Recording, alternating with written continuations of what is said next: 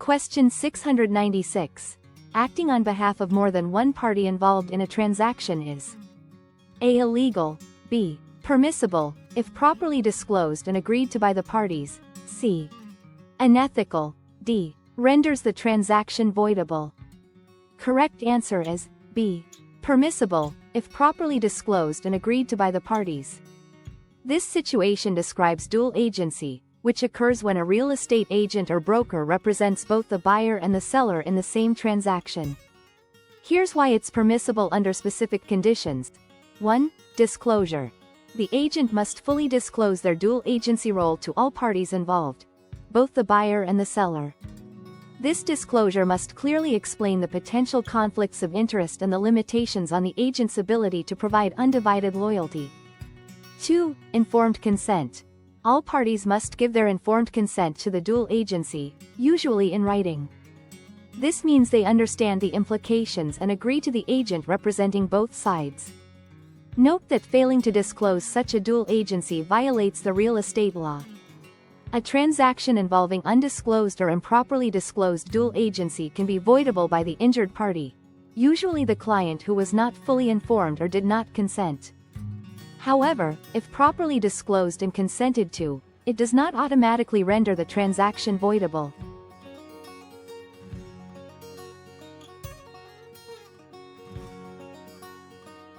Question 697. Which of the following would not be paid by escrow disbursements? A. Hazard insurance, B. Real estate taxes, C. Mortgage insurance, D. Personal taxes. Correct answer is D. Personal taxes. Escrow disbursements are funds paid out by the escrow company at the close of a real estate transaction according to the instructions provided by the buyer, seller, and lender. These disbursements are directly related to the property and the transaction itself. The expense that would not typically be paid by escrow disbursements in a real estate transaction is personal taxes. Often, the initial premium for the buyer's hazard insurance policy is paid through escrow to ensure the property is insured from the moment of closing. Property taxes that are due or may become due are typically prorated between the buyer and seller and paid through escrow to ensure the correct party pays for their period of ownership. If the buyer is obtaining a loan that requires mortgage insurance, like PMI for conventional loans with less than a 20% down payment, or FHA, VA mortgage insurance, the initial premium or a portion thereof might be paid through escrow. Personal taxes, such as income tax or personal property tax on items not permanently affixed to the real estate, are the individual's responsibility and are not related to the real estate transaction or the property itself. Therefore, personal taxes would not be paid through escrow disbursements.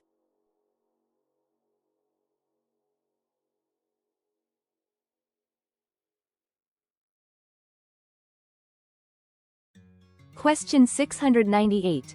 4 persons own equal interests in a large vacant lot as tenants in common. One of the co-tenants decided to lease the property to a developer planning to build a high-rise apartment building. The lease between that co-tenant and the developer is A. Valid and binding on the other co-tenants, B. Valid, provided that the lease does not exceed 70 years. C. Invalid, as one co-tenant cannot obligate the other co-tenants for a lease of the whole property without their consent. D. Invalid, and not binding on the other co-tenants since land owned by co-tenants cannot be leased under any circumstances. Correct answer is C. Invalid, as one co-tenant cannot obligate the other co-tenants for a lease of the whole property without their consent. In a tenancy in common, each co-tenant owns an undivided interest in the entire property. This means that while they have the right to use and possess the whole property, they do not own specific, divided portions. Crucially, one co-tenant generally cannot unilaterally take actions that affect the rights and interests of the other co-tenants in the entire property without their consent or agreement. Leasing the entire vacant lot to a developer for a high-rise apartment building significantly impacts the other co-tenants' rights to possess and use their undivided interests. The developer would typically need to obtain leases or agreements from all 4 co-tenants to have a valid lease for the entire property. Question 699. Roof types include the following, except A. Gambrel, B. Mansard, C. Tudor, D. Gable. Correct answer is C. Tudor. Gambrel roof has a distinctive double slope on each side, with a steeper lower slope and a gentler upper slope.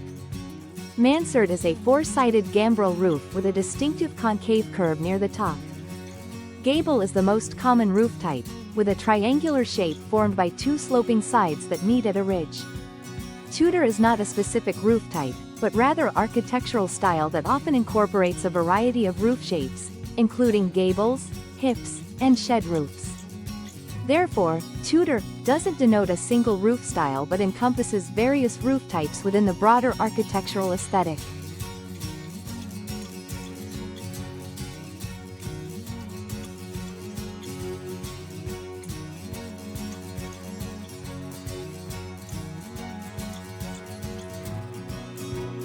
Question 700. A broker must retain copies of his real estate accounts and records prepared or obtained by her, including listings and deposit slips, for a minimum of A. 1 year, B. 3 years, C. 5 years, D. for the duration of his brokerage career. Correct answer is B. 3 years. California law requires real estate brokers to keep copies of all real estate-related accounts and records, such as listings and deposit slips, for at least 3 years. This retention period begins from the transaction date or the listing's expiration, whichever is later. This requirement ensures that records are available for inspection by the Department of Real Estate, now the Bureau of Real Estate Calbray or DRE, if necessary. Question 701. Wood frame houses, the material that is most commonly used for home construction in California, are most susceptible to damage by A. Wind, B. Rain, C. Termites, D. Coyotes. Correct answer is C. Termites. Strong winds can cause damage to any type of structure, including wood-framed houses, e.g., roof damage, fallen trees. Wood framing itself isn't inherently more susceptible to wind damage than other common building materials when properly constructed and maintained. Excessive rain can cause wood to rot and can lead to mold and mildew growth, which can damage wood framing.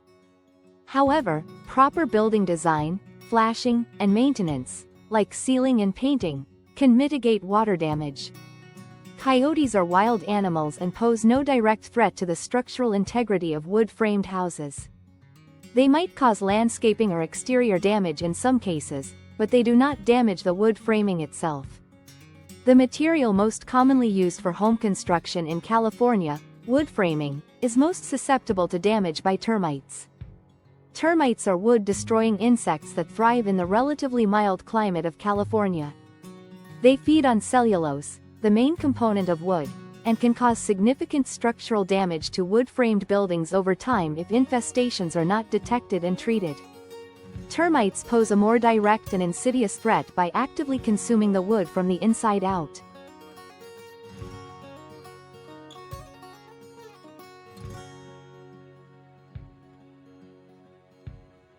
Question 702. Those parties judged to be incompetent and so without the capacity to contract include A. The insane, B. Minors, C. Those with guardians appointed by the courts, D. All of the above. Correct answer is D. All of the above.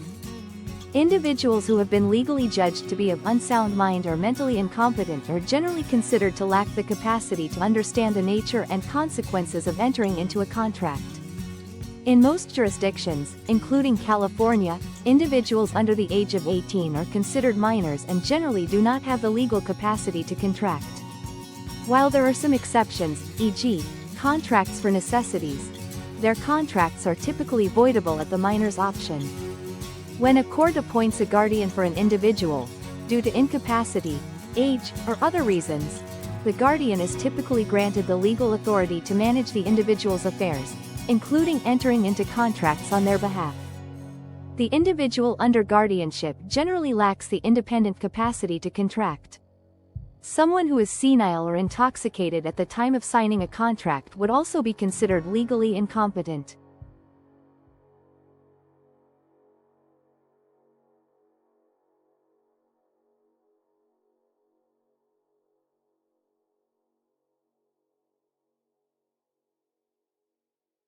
Question 703. What happens to the agency relationship created by a broker accepting a listing if the broker dies? A. The listing remains effective. B. A new broker chosen by the broker's agency will assume the listing and the agency. C. Both A and B. D. The agency immediately terminates. Correct answer is D. The agency immediately terminates. The agency relationship between a seller, principal, and a real estate broker is a personal service contract based on the specific skills, knowledge, and reputation of that particular broker. The death of the broker makes it impossible for that specific individual to fulfill the terms of the listing agreement and their fiduciary duties. While the brokerage firm the deceased broker worked for may have other licensed brokers, the original agency relationship was with the deceased individual. For a new broker to take over, a new listing agreement would typically need to be negotiated and signed between the seller and the new broker, or the brokerage firm.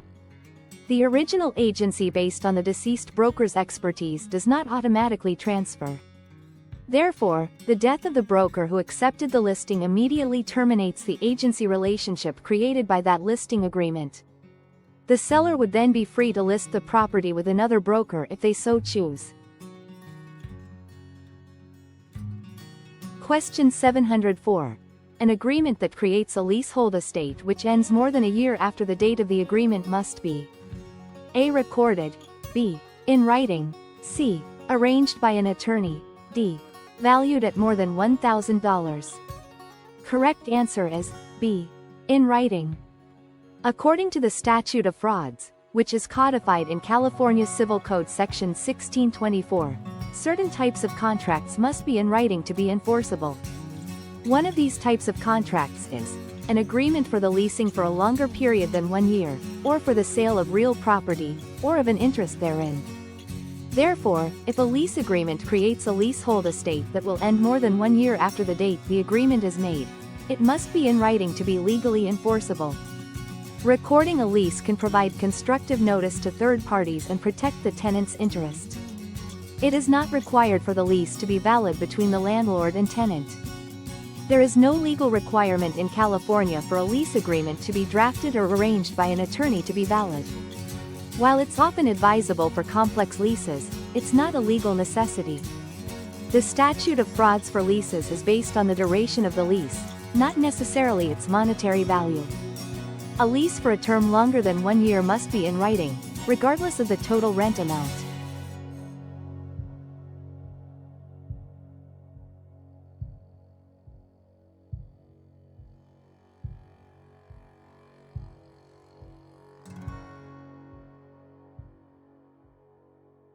Question 705. A broker becomes aware that his listed property has large structural damage due to an earthquake that occurred 4 years ago. While showing the property to a prospective purchaser, the broker A. must tell the buyer because the broker has a duty to disclose all material facts. B. does not have to tell the buyer because his duty to disclose does not extend to the buyer. C. does not have to tell the buyer because the house is being sold, as is. D. does have to tell the buyer about the earthquake if the buyer is not aware of it, but not about the damage. Correct answer is A. must tell the buyer because the broker has a duty to disclose all material facts. Real estate brokers in California have a fiduciary duty to their client, the seller. However, they also have a duty to be honest and act with fairness and good faith towards all parties in a transaction, including prospective buyers. This includes a duty to disclose all material facts that could affect the value or desirability of the property.